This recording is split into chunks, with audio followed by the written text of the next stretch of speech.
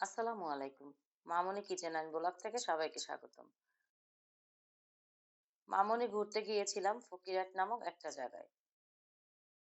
এটা খুলনা সদর থেকে প্রায় 25 কিলোমিটার দূরে অবস্থিত আর বাগেরহাট থেকে খুবই নিকটে। মামুনি শুনেছিলাম এখানকার পান নাকি খুবই বিখ্যাত।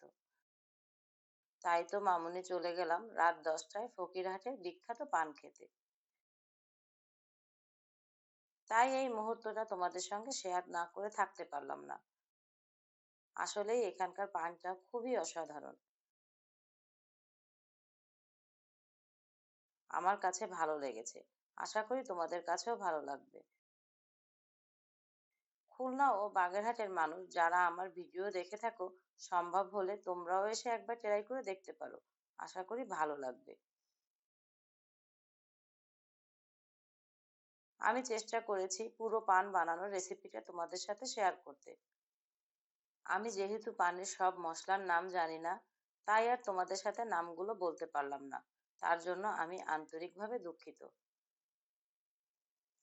ঢাকা থেকে খুলনা বা খুলনা থেকে ঢাকা যাওয়ার পথেই এই ফকিরহাট বাজারটা অতিক্রম করে যেতে হয়। কিন্তু দুঃখের বিষয় একটাই, এখানকার দোকান সন্ধ্যার পর থেকে শুরু হয় এবং শেষ হয় রাত 12টায়। তাই এখানকার পান খেতে হলে সন্ধ্যার পরেই আসতে হবে। এখানে যে শুধু পান পাওয়া যায় তা কিন্তু নয়।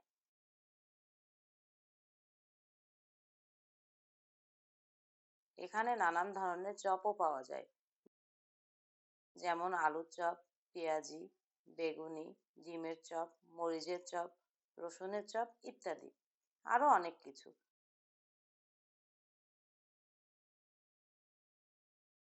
বিশেষ করে চায়ের কথা তো না বললেই নয়। এখানে খাঁটি গরুর দুধের চাও পাওয়া যায়। চা তৈরি করার জন্য বড় এক ডেকচি দুধ জাল করতে করতে লাল করে ফেলে। যারা আমার মতো চা লাভার আছো তাদেরকে বলবো অন্তত একবার হলেও এখানকার চা ট্রাই করে যেও। সবাইকে অসংখ্য ধন্যবাদ এতক্ষণ অবধি আমার ভিডিওটি দেখার জন্য, আমাকে এত সাপোর্ট করার জন্য। সবাইকে আবারও আন্তরিকভাবে অনেক ধন্যবাদ। আল্লাহ হাফেজ।